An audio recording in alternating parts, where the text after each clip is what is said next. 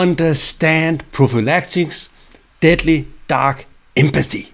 So you try to understand what your opponent tried to do, and by prophylactic measures you prevent it, and then you destroy your opponent. This is another episode of GM Talks where we go into the art of prophylactics. And well, to be honest, it's a difficult concept. It's a GM concept, but you can learn to understand it. And we're going to use an example from the highest level. We're going to use the first match game of the playoff in the World Championship between Liren and Nepomniachtchi.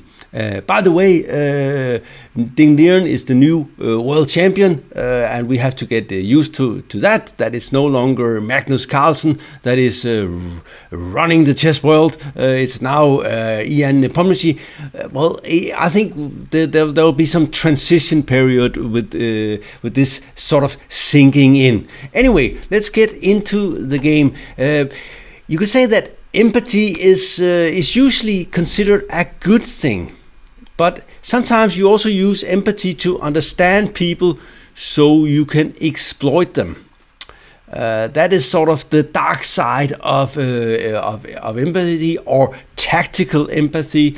And if you want to stay all good, you would probably use a word like compassion. Instead, it's a nicer word, and it's also not excluding, and it doesn't have all kind of weird sort of undertones that you get with empathy. So I've come to have a sort of mixed feelings about empathy, and realize that compassion is definitely better. I think Brené Brown and other thought leaders in these areas like her will definitely agree. Anyway, Ding is white against Nepomniachtchi, and Ding is playing c3 here. He's definitely, well, to be honest, it looked like he came to the World Championship match more or less unprepared. Like he just said, okay, I'm gonna sit at the board, and then it's my move, let's see what I will play, and then decided on something. It didn't look like he was having any of these deep preparation, and maybe if Carlsen knew that Ding would turn up like this, he would have liked to play, because it's a completely different thing to have this kind of preparation, just sort of deciding at the moment at the board what you're going to play, and then to be in a training camp for like half a year studying the damn Berlin variation or something like that. Anyway, this is sort of a reverse Slav. C5 is definitely not necessary. You could argue for C6 here, but C5 is of course sort of it looks like the testing move against c3. The prophylactic will come a little bit later. At the moment, we are just playing a Slav with the reverse color, where black is a tempo down, and he plays this move, which of course makes sense since the knight is not here. The setup with b4 will probably be punished by a5 and b6 in this situation. Bishop e3. Right, simply protected pawn, and here interesting, and we already have a random position straight out of the opening, very very interesting, and black decides to, and I kind of like that this approach from the Nepomniachtchi. He just says, okay, let's play chess. I'm a pawn down. I might get it back, but I might also get some compensation, and white will have to do something here to sort of get an advantage, or he had to struggle a little bit to try to keep the initiative or keep the pawn, and have to make some concessions. So I think it's sort of a cool approach with black. Just say, okay, well, I can gambit the pawn, and I will have some compensation, and then just let's play chess after that. G3, of course, preparing to develop the bishop on G2. So white is more or less playing some sort of a Grinfeld. This bishop here is looking a little bit weird, but so far this is all very natural moves. B4, also protecting the pawn. White has basically won a pawn here. Knight d4, you could argue for something with the bishop here, but black will probably a5, and this rook will be hanging. So for instance, if the bishop goes, let's say here, and you go a5, then a3 is not helping because black can take, right? Like this. And due to the pin on the a file, black will get at least one pawn back, get the pawn back, and probably win one here. So white will even end up being a pawn down, which was definitely not the point. So the bishop will have to go here, which of course is, if we take here, then this is just a clean pawn up now. No compensation at all. But of course, black's idea was something else. He plays queen c7, and the idea is pretty clear: to play e5, castle, and e5, and all this is all very natural. The sort of the natural continuation here of is like white did h3, and if the knight goes here, then b5, and we have sort of a random position. I think it's better for white, but definitely playable for black at some point. Instead, Nepomniachtchi went for e takes, and with this situation, and you could argue for a3, but then maybe a5 is annoying, and you will lose the c pawn. So just taking back and saying, okay, I'm gonna speed up my development very, very fast here. Makes a lot of sense. A3, kicking the knight immediately. So this is a threat. Trying to get a good pawn here, and of course this also makes sense because something like this looks really bad. You're just a clear pawn down, and maybe you will get the pawn back, but white definitely have a nice position. So it makes sense to play as actively. Also, it looked like it was part of Nepo's plan to play as actively as possible in all the places where it was possible, and this is one of those. So this is all very natural. We have an interesting, more or less equal position. White is slightly more active, and here comes knight d5, and this makes sense, opening for the bishop. It also contains a little bit of a trap. If, for instance, black was to take here, then this one is a double attack on the bishop and threatening mate in one here. Of course, rook e8 is preventing the mate, but you're gonna lose something. Rook e1 is gonna really hurt a lot, this thing. So this is not what black should do. So he has to find another move. h6 makes a lot of sense. Again, you could take the pawn now, but you just speeding up white's development, and rook e1, knight d6 is gonna be tremendous pressure. So it makes sense to just finish the development. This is one of the things you will notice with players like Nepomniachtchi and Liren and most strong players, that they definitely prefer to have good development, to have harmonious pieces, to have material. Material is usually not that important or high on the list. e3, okay, now there was no way for white to keep under pressure. You don't want to give the pawn for the rook here, so protecting the pawn, but at the same time weakening the white squares a little bit. This one was of course weak already, but it feels more weak with the pawn on f3 weak. You could try to explain that. I don't really know why it is like that, but I can sense it sort of in my bones that h3 also got more weak when playing e3. Rook e5, natural move, kicking the queen and continuing the policy of playing very active. Sort of, you threaten something, I will threaten something. If I can't threaten something, I will threaten something.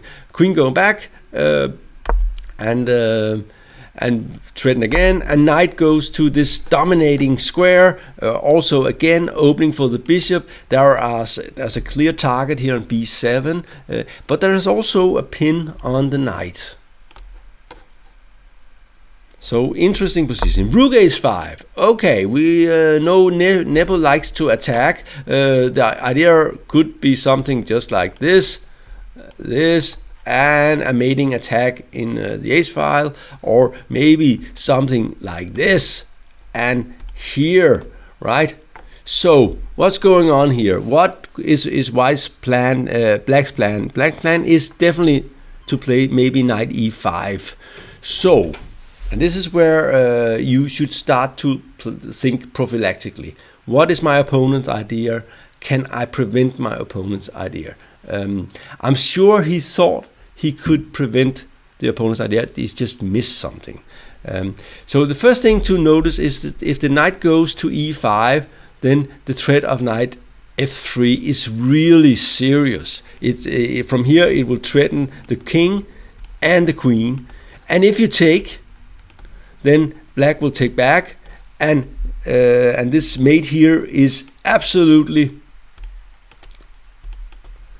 devastating. So this is a little bit scary threat. So I will start to be so you have to prevent knight f3.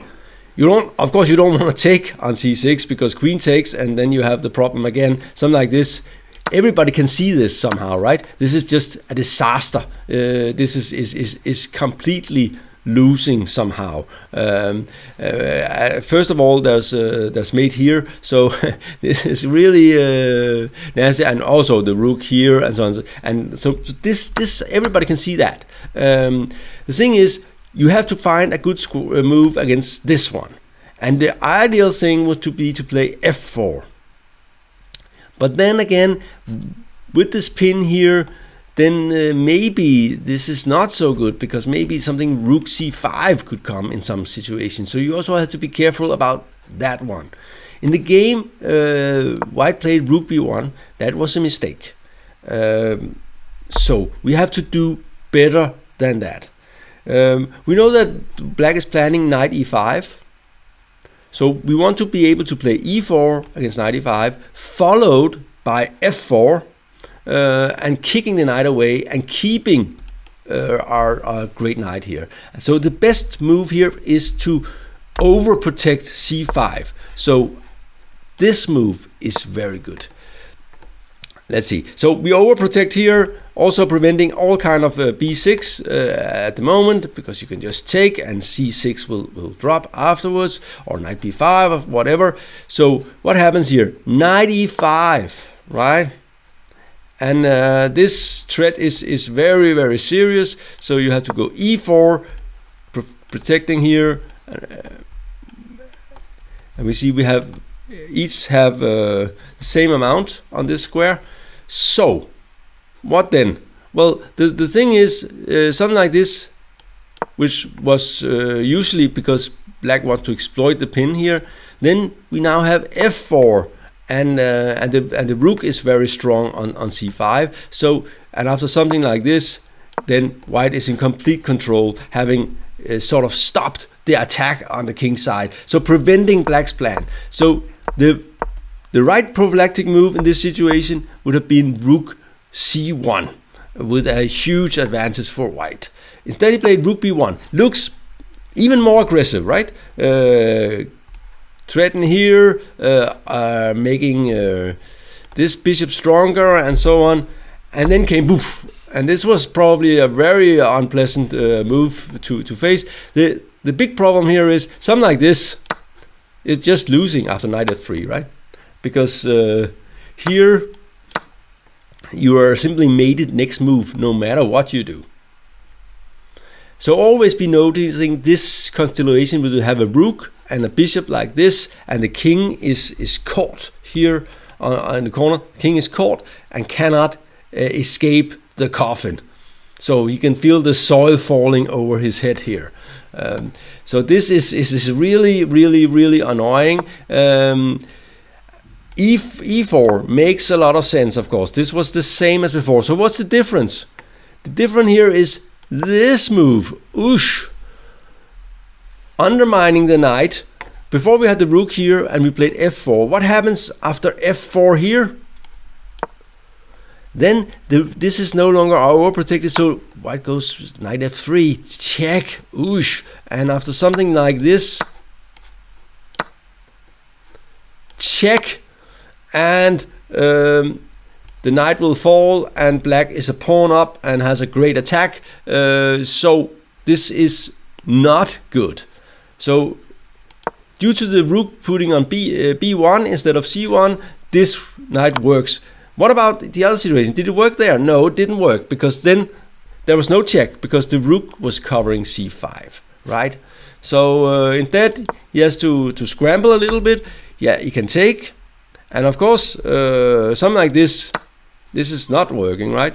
Because then maybe we just go here, and this will come with the rook c8 or something, and a8 is threatening, and so on. So this is winning for white. So you have to, but you can just take back, because you take here, and this is, by the way, this was very nice defense by Nepo, and I probably with short time control, this is something that Nepomniachtchi, that Ding Liren missed, is that if he takes here, then this move is really, again we have this situation where the king is sitting in the coffin and buried alive and will die on the next move, or we have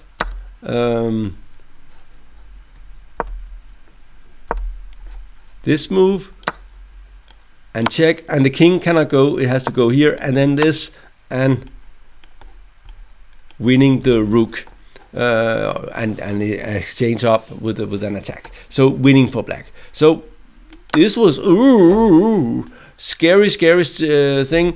Unfortunately for white, he did have this move, knight b5. Phew, just protecting, attacking the queen and getting the knight out of the way, and keeping control over this square with the double attack on the king. And this looks also very nice. After this move, you are a little bit worried for white here. Takes and still, and this is actually a pretty serious threat in this situation. So you're a bit worried that you might actually end up lose something. So what to do here? Well, white found a very nice prophylactic idea. Black is threatening this move for sure, and what to do about that? It will threaten rook h2. It will threaten rook takes f2, and sometimes even knight e3 or knight takes f2. So all kind of nasty things is on the agenda there. You can't really protect the rook with the pawn with the rook. So what do you do here? Well, rook b5, nice little pin. So now the knight cannot go to g4 because you just take the rook. So that was, by the way, it's always usually a good idea to play actively with the rook if possible. Here you could easily lose with white. With black, lose your way. What to do? The knight is pinned, and he played rook d1, a nice little move here and here. Oh, what again? We have the problem. This is a very serious threat with the checkmate. It's not so easy to defend. How do you do that? Well, nice little tactics. Again, he had foreseen this situation, and take here. And here, if you take back, then the other rook is hanging. So this doesn't work. So you have to give check with that rook. If you go with the other rook, the king will escape, and you will just be a knight down. Here, check. If you go with that one, then you're in exchange down with white. So you go back, check, and go back, and we can have perpetual check here. Very nice finish for a rapid game, and an excellent example of prophylactic playing the dark side of empathy, understanding your opponent and his feelings and his wants and so on, so you can exploit him. Remember to sign up for the email. Important, some nice offer will come your way at some point in the future. So don't be shy. Just go there and sign up. And remember to like, subscribe, and share. Remember, sharing is caring. This was GM Talks. See you soon.